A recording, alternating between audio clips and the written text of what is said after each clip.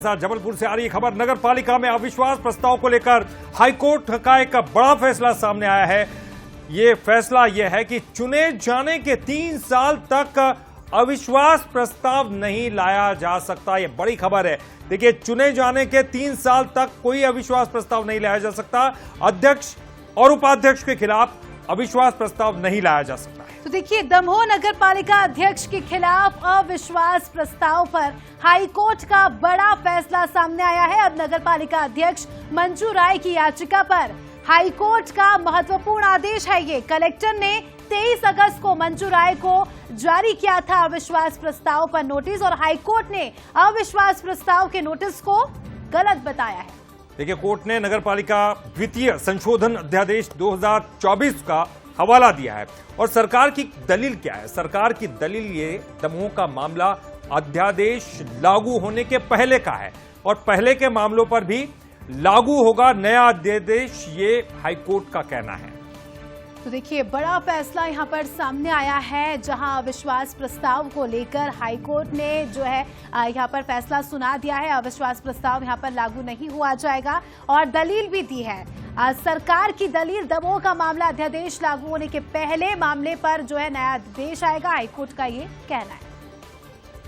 तो देखिए, दमोह के मामले में ये सरकार ने दलील दी थी कि दमोह का जो मामला है वो अध्यादेश लागू होने के पहले का है, लेकिन हाईकोर्ट ने कह दिया कि पहले के मामलों पर भी नया अध्यादेश लागू होगा।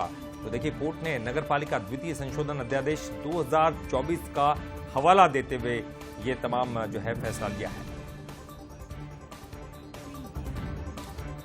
और चलिए, इस पर ज्यादा जानकारी के लिए बात करेंगे। हमारे साथ हमारे एग्जीक्यूटिव एडिटर मनोज सैनी जी जुड़ गए। मनोज जी, किस तरह का दाव आप समझ रहे हैं? क्योंकि सरकार की तरफ से जो कहा गया वो दलील हाईकोर्ट ने उसके विपरीत जो है कहा है। उन्होंने कहा कि पहले के मामलों पर भी अब ये नया अध्यादेश लागू होगा। क्या अब सरकार के पास और कोई विकल्प है? देखिए, तो सरकार ही तय करेगी कि सरकार के पास क्या विकल्प है, लेकिन यदि हाई कोर्ट ने जिस तरह का निर्णय लिया है, जिस तरह की बात कही है, तो उससे तो लगता है ये आदेश सरकार की गले की हड्डी बन गया।